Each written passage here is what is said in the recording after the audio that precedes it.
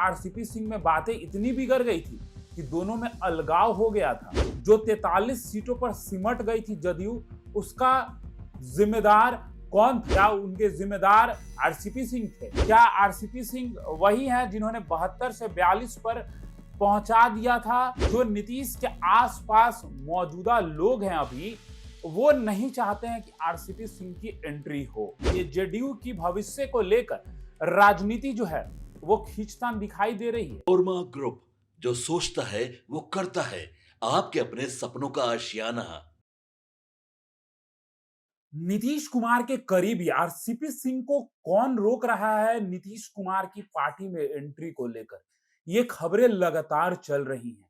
देखिए, बात यहीं तक नहीं है, बात इसके आगे भी है। आपने ललन सिंह का बयान सुना है, तो क्या उस बयान से बस उनके अतीत के बारे में पता चलता है? क्योंकि जब ललन सिंह ने ये बातें कही कि कौन है आरसीपी सिंह, उसके बाद कहीं ना कहीं चर्चाएं तेज हो जाती है कि आरसीपी सिंह को ललन सिंह नहीं जानते हैं क्या? क्योंकि आरसीपी सिंह एक समय नीतीश के सबसे करीबी नेता थे, लेकिन हुआ क्या कि नीतीश से दूर हो गए आरसीपी और करीब हो गए ललन सिंह। कुछ तो ऐसा हुआ होगा। क्या हुआ था? क्या नीतीश कुमार और आरसीपी सिंह में बातें इतनी बिगड़ गई थी कि दोनों में अलगाव हो गया था?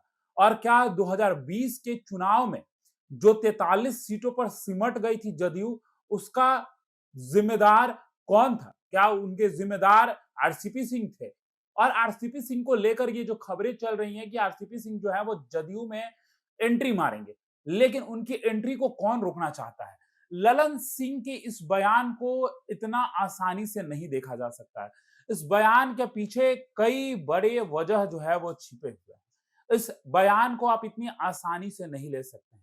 इस बयान के पीछे कई ऐसे वजह हैं जो आपको पता चलेगा तो आपको कहीं ना कहीं ये समझ आएगा कि ललन सिंह का सिर्फ ये लाइन कह देना, आरसीपी सिंह कौन है? क्या आरसीपी सिंह वही है जिन्होंने 72 से 42 पर पहुंचा दिया था जदयू को? ये ललन सिंह ने कहा है कि 72 से 42 पे जो ला दिया था, पार्टी को बुरी स्थिति में लाकर, जिसमें पार्टी से दूर चले गए थे, वैसे व्यक्ति के बारे में आप पूछते हैं वो कौन है? क्योंकि ललन सिंह ने कह दिया कि कौन है मैं नहीं जानता हूं, इस तरीके की बात है। और यहां आकर क्या करेंगे? अब देखिए, लगातार ये खबरें चल रही हैं कि आरसीपी सिंह को जो है कहीं ना कहीं जदयू में एंट्री दिलाई जाएगी, लेकिन इससे डर किसको है? क्योंकि जो सूत्रों के हवाले से खबर निकल कर आ रही है, जो नीतीश के आसपास मौजूदा लोग हैं अभी, वो नहीं चाहते हैं कि आरसीपी सिंह की एंट्री हो। एक समय आरसीपी सिंह इतने करीब नीतीश कुमार के थे कि नीतीश कुमार हर वो बात आरसीपी सिंह को बताया करते थे, जो बात उनकी डिसीजन को लेकर वो बिहार सरकार में हो या कोई बात रखना होता था तो आरसीपी सिंह से पूछा करते थे। लेकिन ऐसा क्या हुआ था? देखिए, सबसे पहले आपने इस बयान को जरूर सुना है कि क्या कुछ कहा था आरसीपी सिंह को लेकर ललन सिंह ने। लेकिन अब बात समझिएगा बहुत ध्यान से और गौर से। क्या ये बात और ये जो बातें कही गई हैं ललन सिंह के द्वारा, वो मौजूदा जो सरकार है इससे कोई लेना देना नहीं है? जी नहीं, नीतीश कुमार से ही लेना देना है। और ये बातें भले आरसीपी सिंह के लिए कही गई हो, लेकिन ये बातें आरसीपी सिंह पे तो सूट नहीं बैठती है, क्योंकि आरसीपी सिंह के वजह से इकलौता जो है वो हार यानी कहने का अर्थ है कि 72 सीटों से 43 और 42 सीटों पर आने का कारण सिर्फ आरसीपी सिंह नहीं थे। भले ही ललन सिंह ने ये बयान दे दिया हो, लेकिन आपको बता दें कि ये जेडीयू की भविष्य को लेकर राजनीति जो है वो खींचतान दिखाई दे रही है कि आने वाले समय में नीतीश कुमार के बाद बिहार में कौन नीतीश कुमार का उत्तराधिकारी होगा? क्या ललन सिंह का जो नाम सबसे आगे चल रहा है ललन सिंह होंगे, या निशांत कुमार को आगे कर ललन सिंह पीछे होंगे? इस तरीके की बातें चल रही हैं। लेकिन ये बात भी आपको पता है कि भाजपा के करीब हैं सबसे जेडीयू के दो नेता संजय झा और ललन सिंह। लेकिन अब जो है आरसीपी सिंह की बातें तेज हो गई है। आपको बता दें कि 2020 की हार का वजह जो है वो चेहरा दिखाया और बनाया जा रहा है आरसीपी सिंह का, लेकिन उसके इकलौते कारण आरसीपी सिंह नहीं है। जी हां, ये अतीत की कहानी भले आपको दिखाई दे रही है, लेकिन ये मौजूदा हालात के बारे में भी कई बातों को जो है वो बयां कर रही है। आरसीपी सिंह की दूरी को लेकर ये चीजें दिखाई जा रही हैं। और आरसीपी सिंह पर जो ये बातें लगातार कही जा रही हैं कि आरसीपी सिंह ने 72 से 42 पर ला दिया था, इसको लेकर कहीं ना कहीं जो नीतीश के आसपास रहने वाले लोग हैं, उनके मन में ये डर है कि अगर आरसीपी सिंह दोबारा आते हैं तो नीतीश फिर से उसी तरीके से उन पे विश्वास करने लगेंगे, क्योंकि नीतीश का अटूट विश्वास था आरसीपी सिंह पे। क्या हुआ था ये हम आपको बताएंगे, लेकिन उससे पहले आपको बता दें कि जो खराब प्रदर्शन 2020 में चुनाव में देखने को मिला था, आरसीपी सिंह उसके बाद भी नीतीश कुमार के सबसे भरोसेमंद व्यक्ति बताए जा रहे थे। ऐसा क्या हुआ था कि उसके बाद भी आरसीपी सिंह को सबसे भरोसेमंद व्यक्ति बताया जा रहा था? आपको बता दें कि आरसीपी सिंह को उसके बाद भी नीतीश कुमार ने राष्ट्रीय अध्यक्ष बनाया। यानी कि ये साफ तौर पर दिखाई पड़ता है कि नीतीश कुमार भले ही 72 से 43 पर आ गए, लेकिन आरसीपी सिंह पर भरोसा उन्होंने जताए रखा और आरसीपी सिंह जो है वो सीधा राष्ट्रीय अध्यक्ष बन जाते हैं। यह फैसला साफ तौर पर दिखाता है कि नीतीश कुमार का किस प्रकार से अटूट विश्वास है आरसीपी सिंह पर। अब देखिए, इन बातों से ललन सिंह का क्या लेना देना है? ललन सिंह का ये बयान क्यों आता है? अगर ललन सिंह का ये बयान आता है तो इसके पीछे क्या कारण है? क्योंकि बार-बार मैं ये बात कह रहा हूं कि अगर राष्ट्रीय अध्यक्ष बनाए गए थे आरसीपी सिंह 72 से 43 के बाद भी, तो उनको तो राष्ट्रीय अध्यक्ष नहीं बनाना चाहिए था, लेकिन राष्ट्रीय अध्यक्ष बनाए गए थे क्योंकि नीतीश के भरोसेमंद व्यक्ति थे। अब देखिए, आपको आगे बताते हैं हम। देखिए, ललन सिंह उस दौर में सबसे आगे चल रहे थे, यानी कि ललन सिंह को राष्ट्रीय अध्यक्ष बनाया जाता, ये बातें तेज हो गई थी।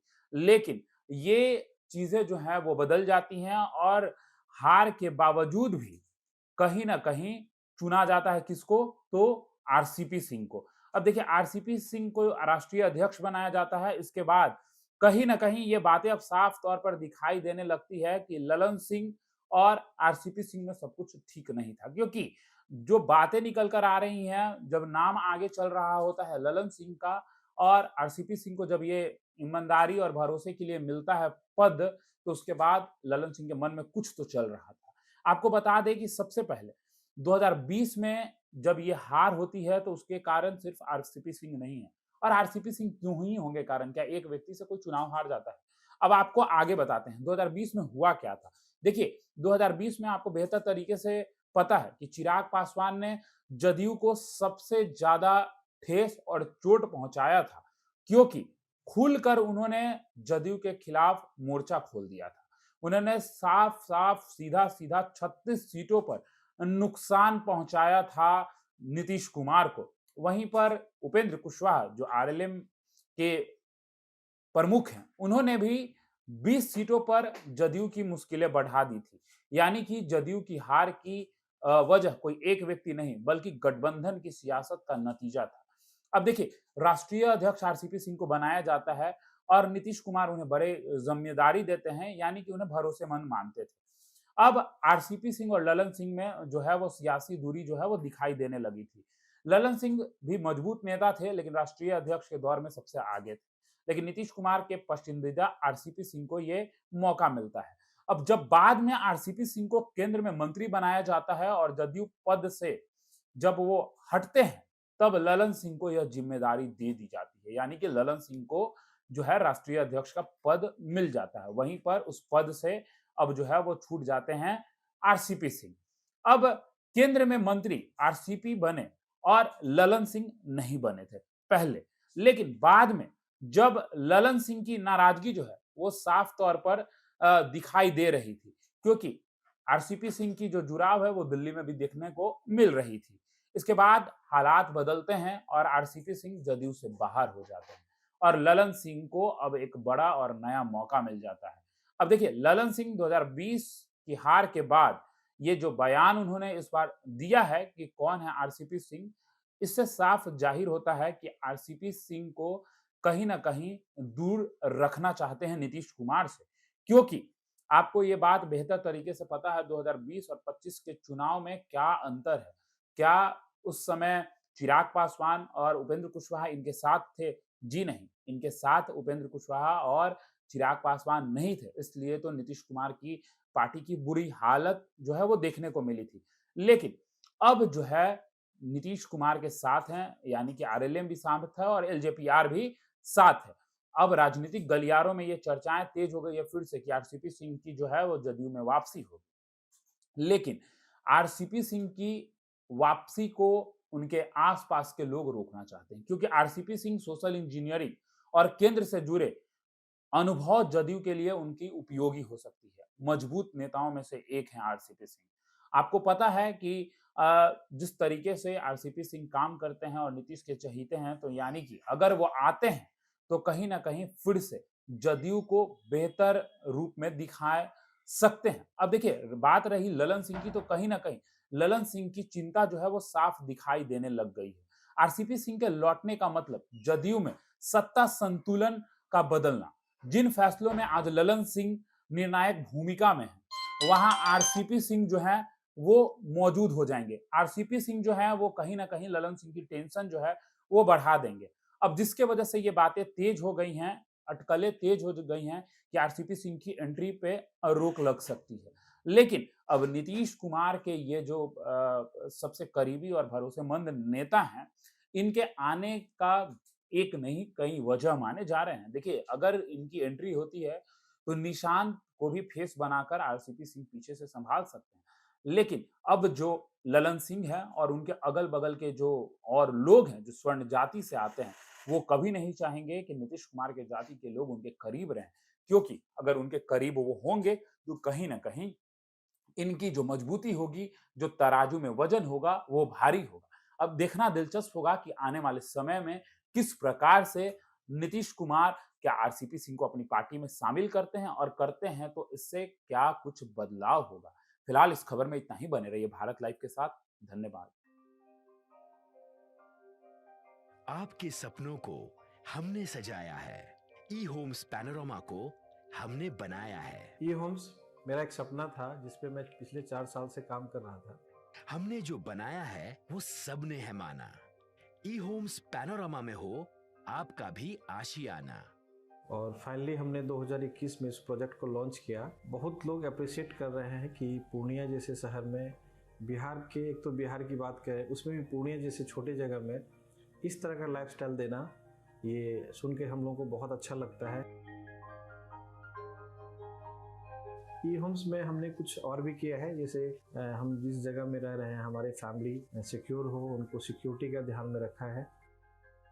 आपकी सुविधा और सुरक्षा आपके लिए खास है, ये आपका विश्वास है। इसमें आर्टिफिशियल इंटेलिजेंस का 7 लेयर सिक्योरिटी का हमने इस्तेमाल किया है। लस ग्रीन कैंपस को बनाया है। यदि हमारा बाउंड्री वाल है तो वो वर्टिकल गार्डन है।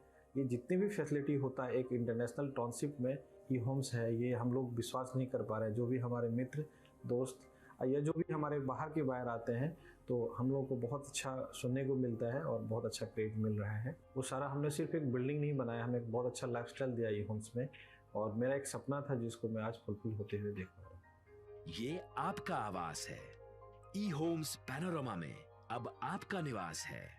E homes Panorama, luxurious lifestyle redefined. Panorama group, जो सोचता है वो करता है। अगर ये वीडियो पसंद आई और वह बिहार के राजनीति और बिहारियत से सरोकार रखेनी तो सब्सक्राइब बटन दबा के चैनल के सब्सक्राइब कर ली। ओजे एगो घंटी बा, ओकरा बटन दबा देला से कुल सटीक और मारक खबर रुआ मुफ्त में मिल जाई। अगर रुआ पत्रकारिता के हमनी के नया प्रयोग में सहयोग कर चाहतानी तो ज्वाइन बटन दबा दी। पेटीएम नंबर नोट कर ली 9386816700।